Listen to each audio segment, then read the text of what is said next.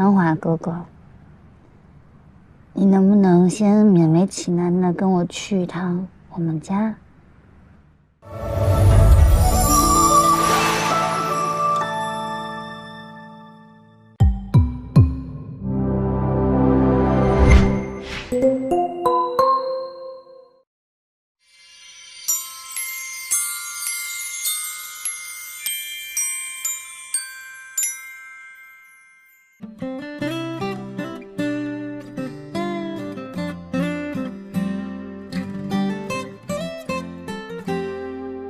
我想要每一天都和你在一起，像一键开启追捕每一天更新的小甜剧，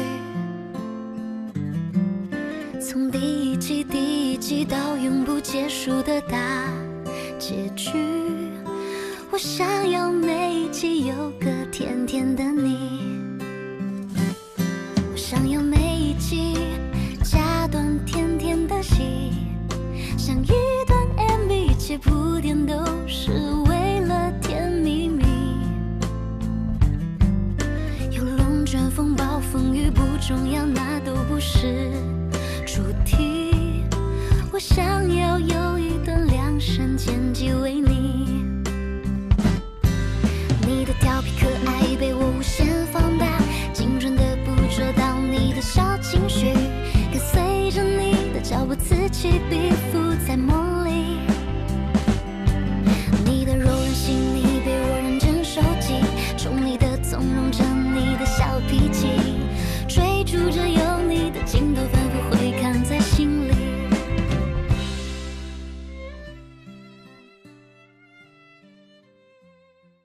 荣耀80系列 AI Vlog 视频大师邀您观看精彩剧集。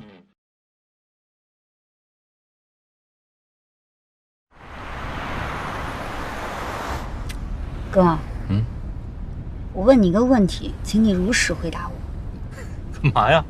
哦，你还要审问我呀？爱说不说。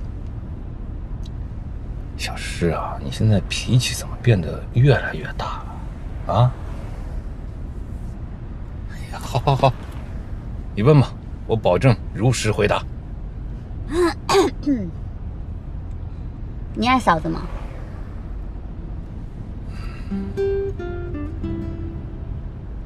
关于这个问题，我和赵青之间是有感情的。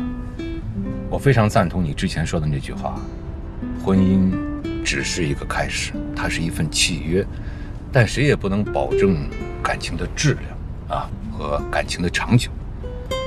这么说吧，我跟赵青之间，爱情少了一分，但是亲情多了一分。对我来说，更多的是责任。那你幸福吗？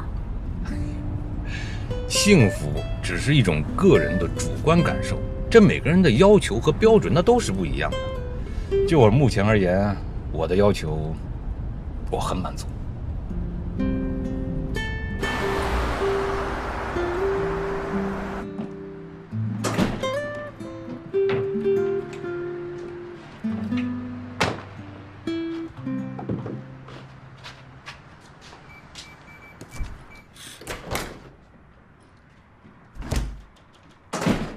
回来了。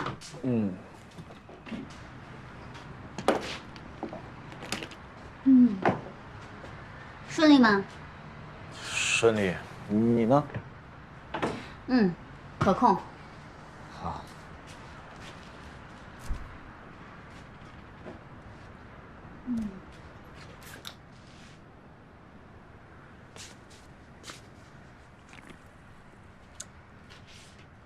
我想问你一个问题。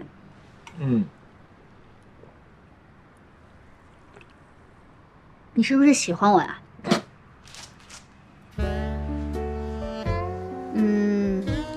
这个事情呢，我想了一天了。我觉得结婚这件事情对我的好处远远大于你的。你这么一个清心寡欲、想要孤独终老的人，为什么要跟我结婚啊？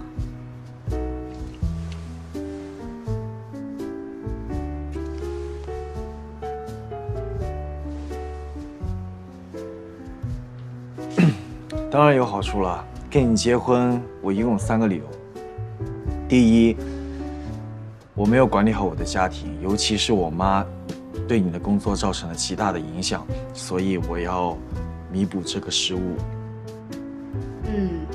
接受。第二，跟你结婚，我妈就会彻底消除各种奇思幻想，而且你是目前唯一一个能压得住我妈的女人。谢谢。第三，我和蔡生都挺喜欢这个家的，也不想再搬了。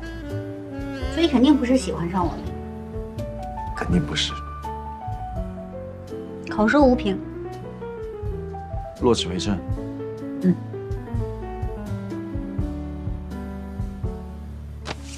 这份协议是为期3年的婚姻协定，3年时间足够你完成所有工作上的事了吧？想的还挺周到，可以。3年内，我依然会支付我应当承担的房租。还有这一份协定，这一份是婚前协议，里面已经明确规定了我们婚前婚内的财产，确保我们协议结束之后不会产生经济纠纷，这应该也是你最熟悉的了。没问题，交给我。还有，关于结婚这件事情，我想尽可能的缩小的范围，还有减少开支。我们的婚礼能免则免，你觉得呢？不能同意更多。我上网查了，去民政局登记只需要户口本和身份证就可以了。户口本现在在我妈那儿，但拿出来应该不成问题。你呢？我妈现在肯定会像保护眼镜一样保护那个本子，但是我觉得可控。就这么定了，速战速决。速战速决。等等，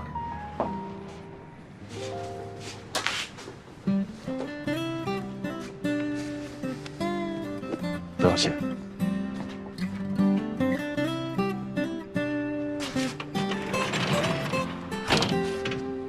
我想要每一天都和你在一起，像一卷开启谢谢追捕每一天更新的小甜剧。从第一季到永不结束的大结局，我想要每一集有个甜甜的你，我想要每一集加段甜甜的戏，像一段 MV， 一切铺垫都是为了甜蜜蜜。有龙卷风暴风雨不重要，那都不是主题。我想要有一段量身剪辑为你，你的调皮可爱被我无限放大，精准的捕捉到你的小情绪，跟随着你的脚步此起彼伏在梦里。你的柔软细腻被我认真收集，宠你的纵容着你的小脾气，追逐着有你的镜头反复回看在心里。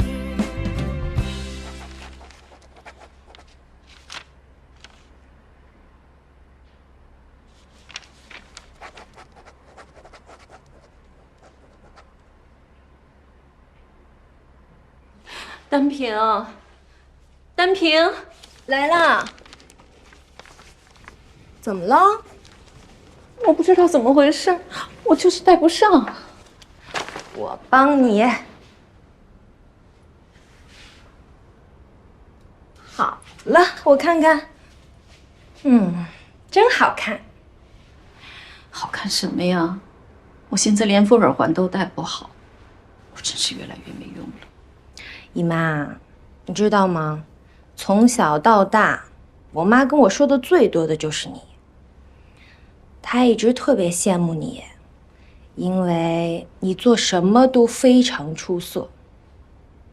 人长得漂亮，成绩又好，有时候她甚至都不好意思说是你的妹妹。但是你从来不会因为自己优秀而骄傲，反而总觉得自己做的还不够。在我妈妈眼里，你优秀的不得了。是你妈妈善良，我哪有她说的那么好？我相信她的眼光不会错，我的也不会。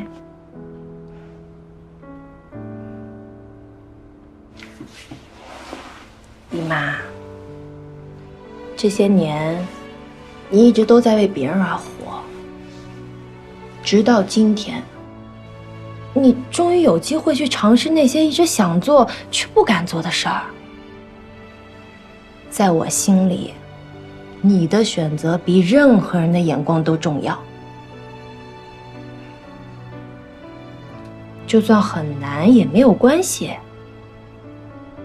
有我陪着你。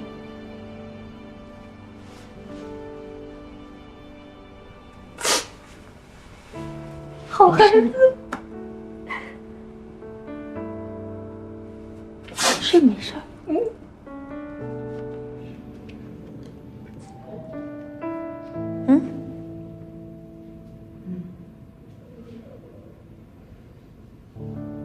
差不多，会要开始了吧？你心里有多大把握？一半一半。玉兰集团董事会的成员里面，大多数人都好搞定，最难对付的估计就是蓝总的大哥蓝佑国。蓝佑国当年被逼下野，当了10几年的闲云野鹤，野心就像野草一样啊，只要有一点儿机会，就会蓬勃发展。这个你是有发言权。面对这些老狐狸，我们的蓝总千万要顶住啊！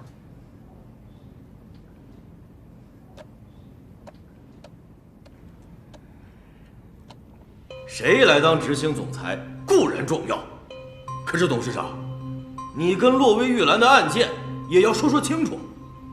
我们公司停牌这么久了，也得给证监局一个交代。我听说董事长个人要承担几10个亿的债务，是不是真的？您打算怎么还？是不是打算让玉兰集团输血呀？我认为这些都不重要，重要的是国不可一日无君。我们集团需要一个能说了算的人。蓝董，你认为呢？大家静一静，请听我说，听我说。我知道，你们在座的每个人都不希望看到我坐在这个位置上，也不相信我能管理好玉兰集团。但是我请你们记住，我比你们任何人都在乎玉兰集团。它对我而言，不光是生意，也不是谈判的筹码。它在我人生中有最美好、最珍贵的记忆。我赞同刚刚钟董的意见，眼下当务之急是确认新的总裁人选。所以现在我就行使我作为董事长的人事任命权。从今天开始，玉兰集团的新任执行总裁是赵丹萍小姐。什么？赵丹萍？有人吗？啊？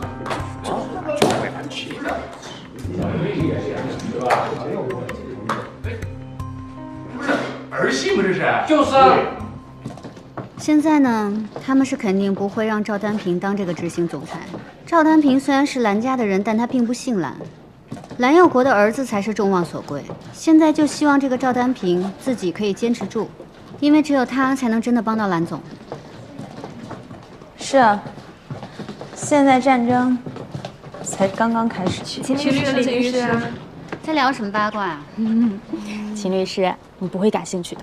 他不感兴趣，我感兴趣啊！说说看。咱们律所呀，有人明明是单身，却假装已经结婚了，厉害吧？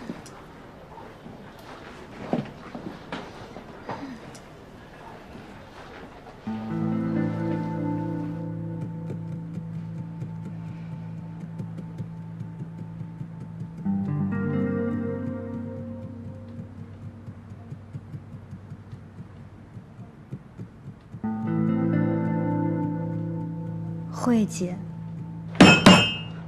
敢骗我！李代，你个骗子！我居然相信你，我真是疯了吗？不是我，真的不是我。我当然知道不是你啊！哎，我告诉你啊，我做人事工作有20年了吧，真的是越来越大开眼界。以前光知道有人隐婚，哦，隐离婚我真的是第一次听说。离婚？对啊，哎，我告诉你，现在有人突然告诉我说，有的人明明未婚还要装已婚，我一点都不稀奇。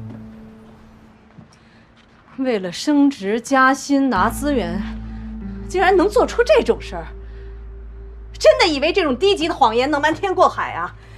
把我唐一慧当成什么人了？傻子吗？我的智商有那么低吗？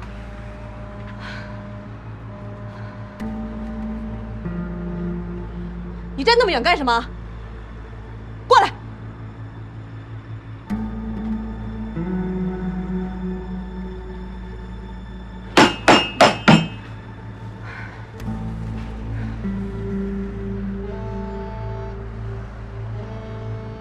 姐，有什么话您要杀要剐，您就直接说吧。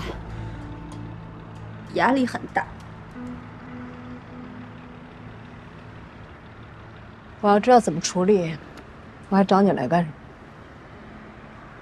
我找你来就是为了跟你商量怎么去处理这个 Steven。Steven， 李律师啊，你最近这个思路好像又有点不大清爽了吧 ？Steven 呐，你们家庭部那个高级律师。你和秦律师打破头脚去英国去培训，结果被他坐收渔翁之利的那个 Steven， 他离婚了？你怎么知道的？哼，有的客户啊，合同出了问题，老板娘去了趟集团总部，结果本来人家见到我都是笑嘻嘻的，结果这次可好。那脸一个个都跟刚从冰箱里端出来的一样，我一问才知道，这家伙半年以前就跟他老婆离婚了。你猜是因为什么？出轨！没错，这 Steven 的业务能力也就那样，凭什么他能当上高级律师？还不就因为他老婆是集团副总？哎呀，这注重背景不是咱们律所一直以来的传统吗？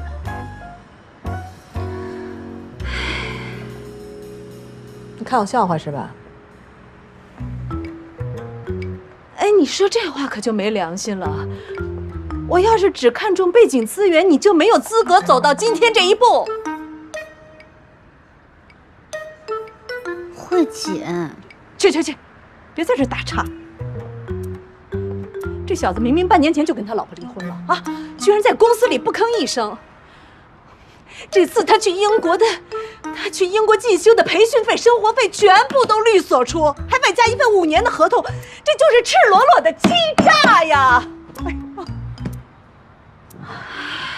慧姐，不要为了这种人生这么大的气。我怎么能不生气啊？这种人不光让公司受损失，同时也间接的损害了你们的利益啊！你应该跟我同仇敌忾才对。同仇敌忾，怎么能这样呢？我肯定跟你站在一队的。那咱们怎么处置他？难，很难。难什么？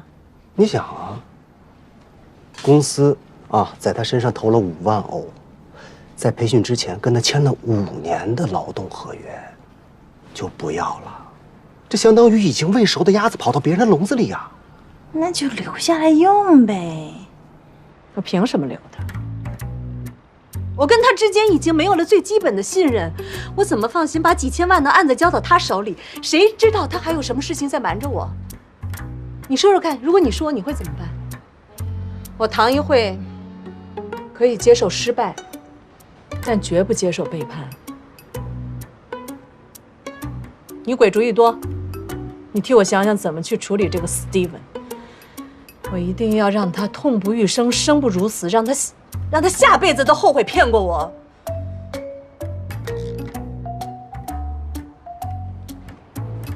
行，我想想。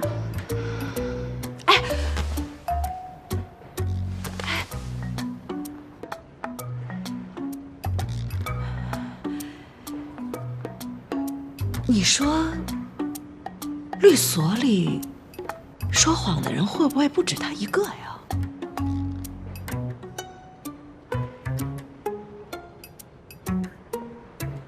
是不是还有人在隐瞒着一些我应该知道的事情？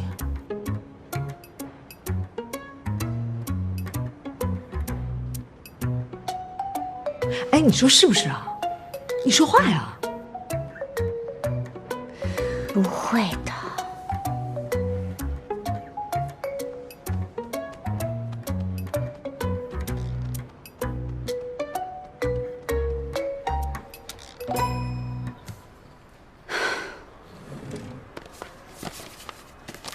大笨蛋，大笨蛋，大笨蛋，大笨蛋，大笨蛋。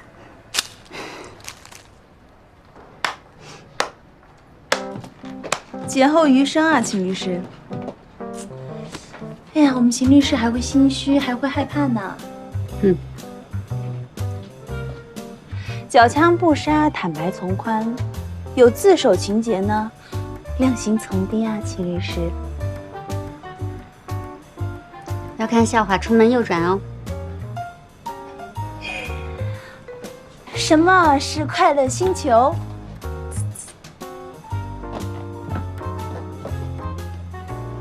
幼稚。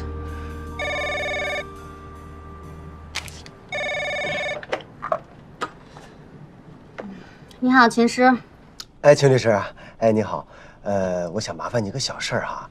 是这样，那个我刚才在整理咱们这个人事档案，然后我发现你这个档案里啊缺少一份婚姻状态的证明，你看你是不是方便能给我补一下呢？之前都不知道我们律所还需要婚姻证明这种东西啊。啊，对，是，一般来说呀是可有可无，但是呢，咱们这个律所最近的事情比较多，是吧？Steven的事儿你也知道，所以呢，刚才唐总专门找我过去安排这项任务。咱们律所的每一个人的资料都需要审核补齐，所以你看你什么时候方便，把资料给我拿过来一下。啊，那个我这边有客户电话进来了，我知道了，回头说啊，拜拜。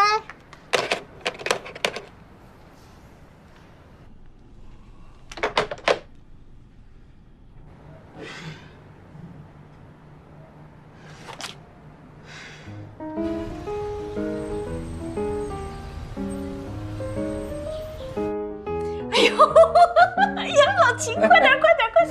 你好好掐我一下，我是不是在做梦啊？你自己掐，掐疼我了都。哎呀，小诗，你再说一遍，你再跟妈妈说一遍呀。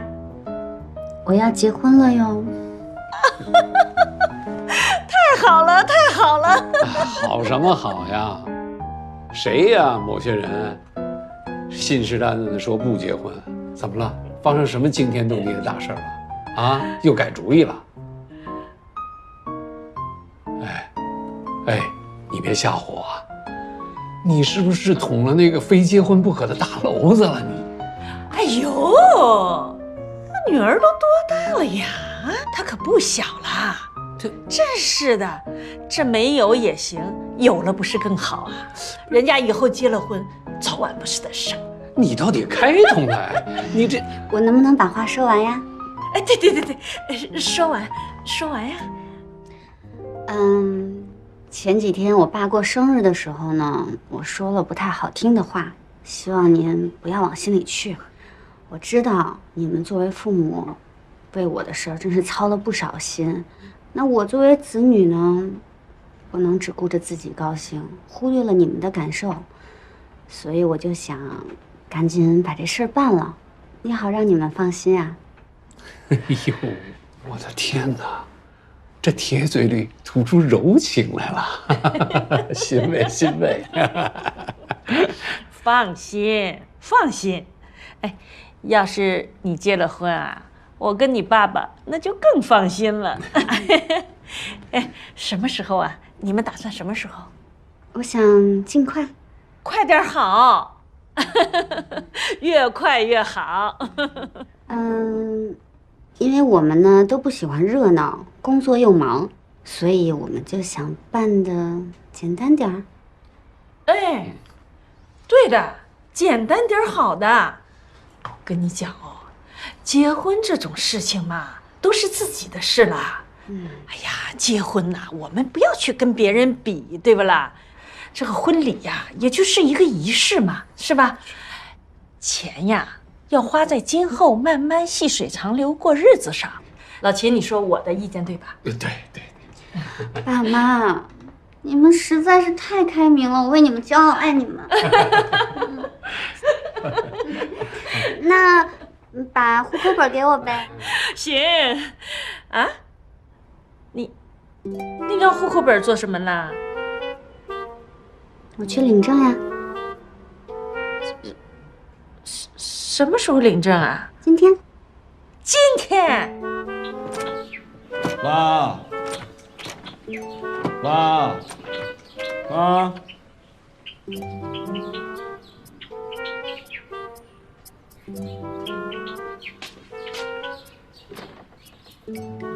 你不能这样老躲在里面不出来吧？开开门好不好？商量一下。你不能这么不讲道理啊！我就是这么不讲道理了。你要想和秦氏结婚，休想。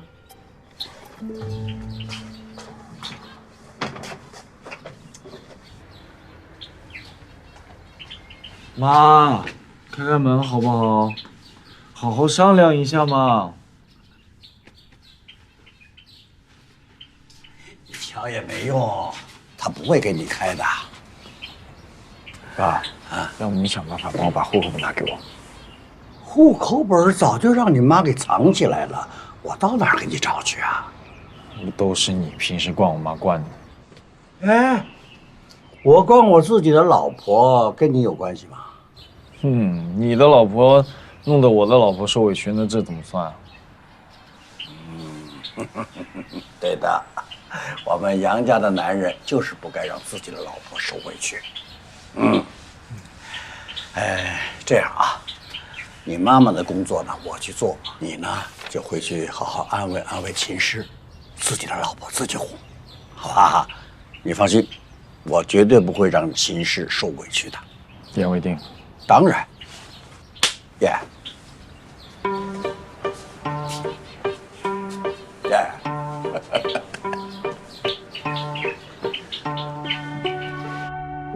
你刚才不还答应我了吗？啊，我是答应了，我答应你结婚，我也答应你快点结婚，但我没答应你今天就领证。那明天？明天也不行。傻囡囡，你把结婚当什么啦？你以为是小孩子过家家的啊？且不说你跟这个男的谈了多长时间恋爱，认识了多久吧，哎，你想想，他登过我们家门不啦？我跟你爸爸见过这个人吧？他到底什么性格啊？长得什么样子啊？对你好不好呀？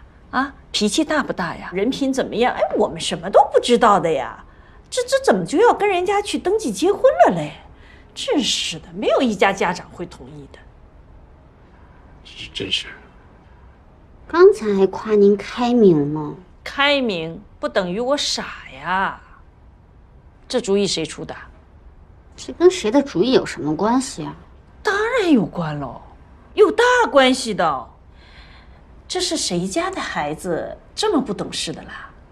人家女方的父母也不去见一面的，这黑不提白不提的，就把人家辛辛苦苦养大的闺女就想给娶走了。哎，一分钱也没花过。哎呦，这种如意算盘打得太精了啦！妈，你这怎么又扯到钱上了？这是我的主意。你，别生气，都别生气，咱们有话好好说。来，你，我说啊，这婚礼不办也可以的。可以。不可以。结婚是一个女人一辈子的大事儿，结婚的时候最能看出来一个男人把女方放在心里的什么位置上。哎，小诗啊，哎呦，你是不是读书都读得太多了，读晕掉、傻掉了啦？你要干什么？跟外头那些人学去什么裸婚啊？我跟你讲哦，结婚的时候你千方百计的给人家省钱，不跟男方提条件，人家会领你的情吗？人家会感激你不啦？人家怎么看你的？人家会怎么想你的啦？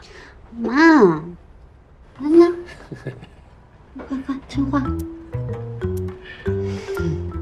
你怎么又说到钱上了？你当年结婚的时候不也没办婚礼，没收彩礼吗？结婚戒指都是结婚以后才买的，是不？正是因为我这样，所以我才被压制了一辈子，被人家踩在脚底下一辈子，能晓得不啦？哎，胡小妹，谁这辈子把你踩脚底下了？你说这孩子的婚姻的事儿，你怎么又扯到我身上了？你说你这人，小诗啊，妈妈这辈子就是活生生的例子。一个女人结婚的时候不跟男人提条件，那就是对自己不负责任，是个彻头彻尾的大傻瓜。所以我不愿意让我的女儿这个样子。你说妈妈提钱，什么事情都看钱。哎，我问你，没钱你能活到这么大吧？没有钱你能读得起那么多书不啦？你买车买房不用钱？所以呀，你得跟那个姓杨的小伙子讲，你们要结婚，爸爸妈妈都是支持的。你们想早点结婚，我们也高兴，对吧啦？但是他想结婚，别人家里有什么，我们就得有什么。婚房啊，婚车啊，婚礼怎么办呀？装修啦，家用电器啦，他通通都准备好了，就过来娶你。户口本我帮你收着。他小子想1分钱不花就把我女儿娶走，没门儿。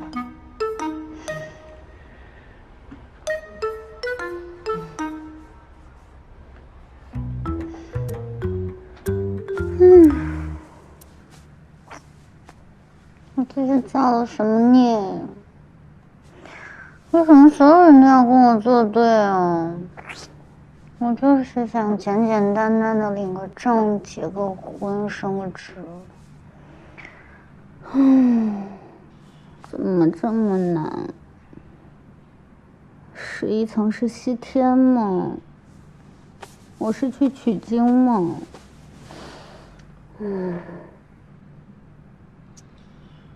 至少你妈还有提要求，而且要求也不算太过分。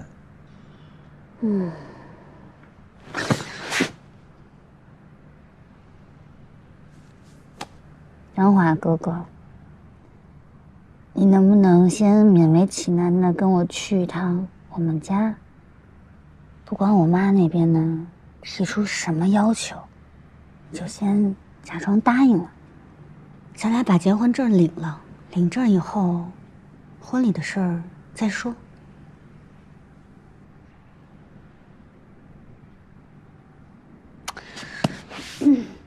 这样吧，退一万步讲，万一要举办婚礼的话，咱俩一人一半。好，我全出了，全包了。我不是说这个，你妈那边是没什么大问题，但我妈这边我担心。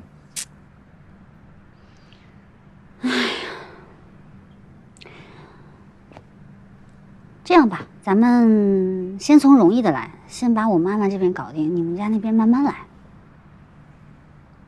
可以。你什么时候有空？我都可以啊。爽快。我发个东西给你。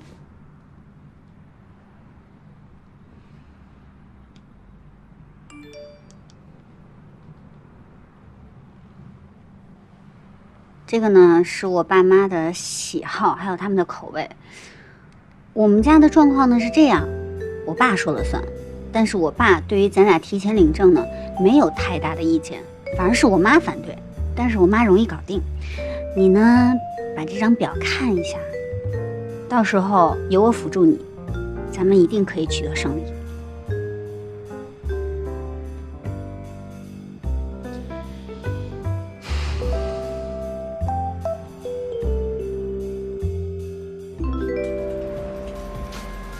你不说我问别人了？别，你等，老高，我跟你说件事儿啊，杨华，他要结婚了。哎，你记不记得年前我给你打的赌啊？我就说杨华绝对是纯爷们儿，性取向绝对正常。哎，我跟你说，你和大熊还有娃菜还有冬瓜说一声，把钱给我准备好，一个都别想跑。哼，兄弟，我真谢谢你了，这回你可帮了我大忙了。虽然呢，我学习渣打球渣，但是我总有机会在你们这些学霸面前展露一回。哎呀，胜利虽然迟啊，但会到的。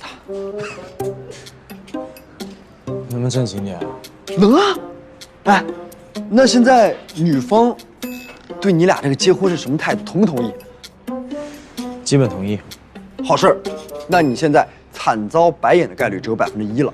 但是重点来了。就算整个感情的天平全部压在你这边，你也不能骄傲自满。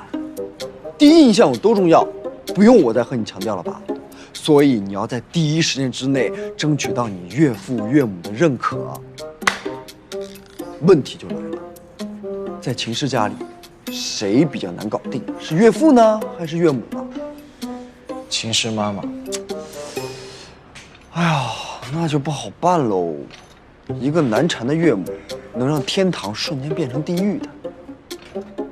但是你不用怕，为什么呢？因为你有我呀，我可以教你。啊，我告诉你一招，对付岳母就是轰他啊。俗话说得好，一个女婿半个儿，你就对他比咱亲妈还要亲，一定能马到成功。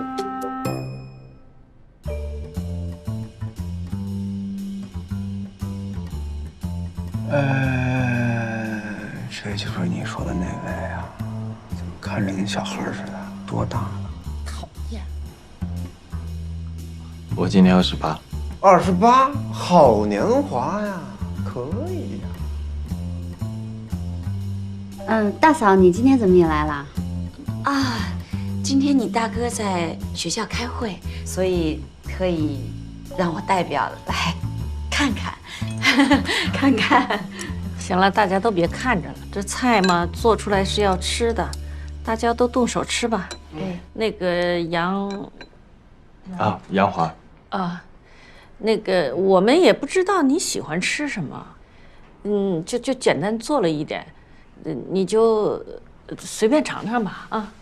忙了一上午，做了一桌子的菜，那人家还和你说：“哎呦，不好意思，没做什么菜，你就随便吃一吃。”问。现在你要怎么回答？阿姨，你太会开玩笑，做这么多菜还说没有菜，你这回答就错了，顶多60分啊！在岳母眼中，最完美的回答应该是：阿姨，您太心虚了，做这么多菜还说随便做做，谢谢阿姨。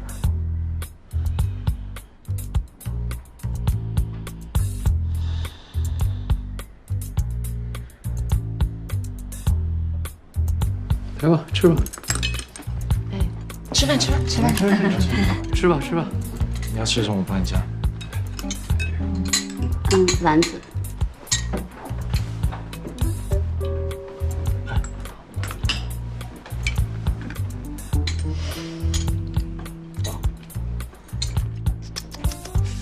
哎呦呵，这装的真像啊！还吃丸子，老婆我也要吃，这我自己夹。那我要吃鱼。杨华，对吧？会喝酒吗？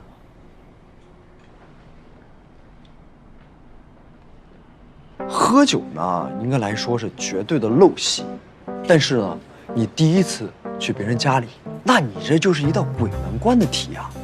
一定要拿捏好那个分寸，啊，特别是老人家如果相信酒品如人品的话，那你更要小心了。这喝酒，考验的是一个男人的定力、魅力、勇气和担当，你不能推辞，但也不要贪杯哦，不能耍小聪明啊。你呢是能醉，但是不能大醉。我跟你说，我当年去我那个岳父岳母家的时候，我就因为没把握好我这个分寸，我不说了，我说的都是眼泪。那你说了这么多，到底喝还是不喝啊？你傻呀？你觉得呢？疯了。那个杨华，不着急的，慢慢喝，慢慢喝，慢慢喝。哎，我觉得挺能喝的呀，爸，这挺能喝的，能喝就多喝点。行了，行了，干嘛呀？干嘛呀？我这帮他给咱爸刷印象分呢，你这干嘛？这得没多少，他喝不喝？这行了，别倒，别倒了。没事，这才多少，他能喝，他爸他能喝，你看他。你不用理他，不用喝啊。没事，我有分寸。那个，你们先吃着喝着，我去再做2个菜啊，少喝点你。哎。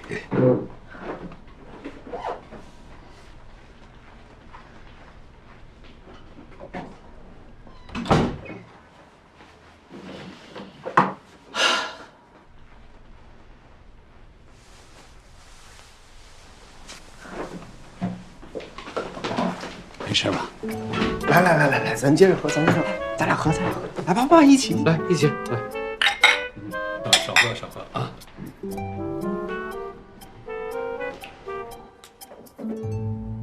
怎么了？回去吃饭去，别在这给我添乱。我是都按照你的要求把人都带来了，怎么还不满意呀？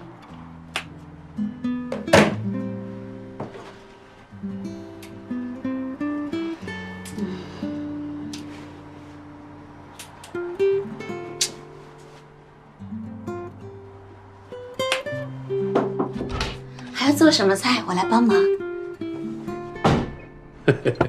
哎呦，小弟弟酒量可以啊，还能喝吗？能喝那咱就一醉方休了。少来，少来，没事，这爸这才多少度啊？这个他能喝啊？杨华，你跟小诗是怎么认识的呀？啊，怎么认识的？爸，他们俩是国外旅游的时候认识的。我问他呢。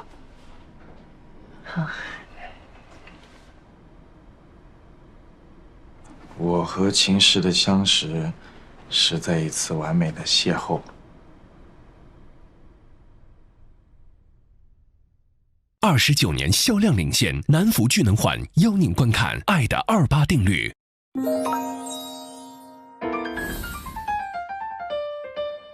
那经过上一节，当我们梳理好捆婚背后真正的原因的时候，我们与对方进行充分交流，那这就让我们的人生迈出了重要的一步，就是我们如何努力建构我们2个所认可的婚姻新脚本。今天这个时代给了我们这样的机会，我们每个人都可以摆脱旧脚本中的对角色的这样的一个限制，我们没有必要去扮演过去那样的好妻子、好媳妇角色，我们是可以跳出牺牲者的角色的，我们是可以享受婚姻、享受当下的，因为我们并不需要做所有人认为的好妻子。我在婚姻里，我只需要做我先生能认同的妻子角色就可以了。那我自己在婚姻里就不太符合传统的贤妻良母的角色，我不太喜欢做饭做菜，也不太做家务。但是那又怎么样呢？我先生他觉得跟我在一起，如果能让他放松，能让他开心，他就觉得很好。哎，我觉得这一点我是能做到的，我自己也觉得很好。我们协商了一个我们双方都能认可的分工体系。所以我特别鼓励大家勇敢一点。你首先需要进行自我对话，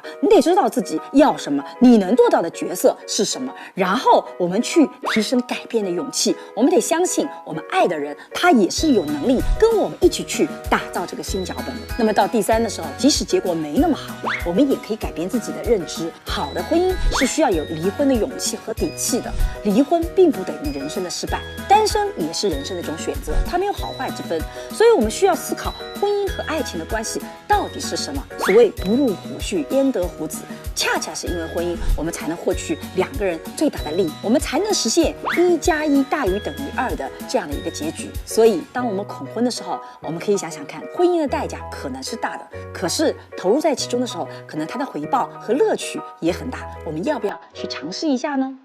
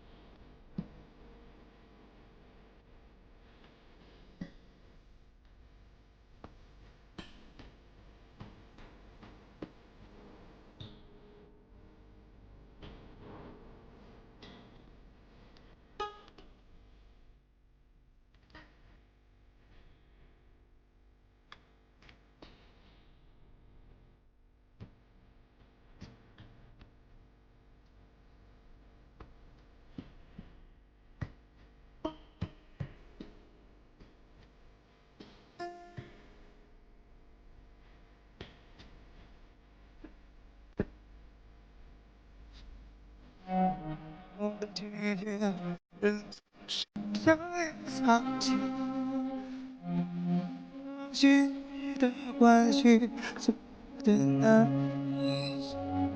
最好的一切，人总想穿透你，又在做梦的夜里，无所谓。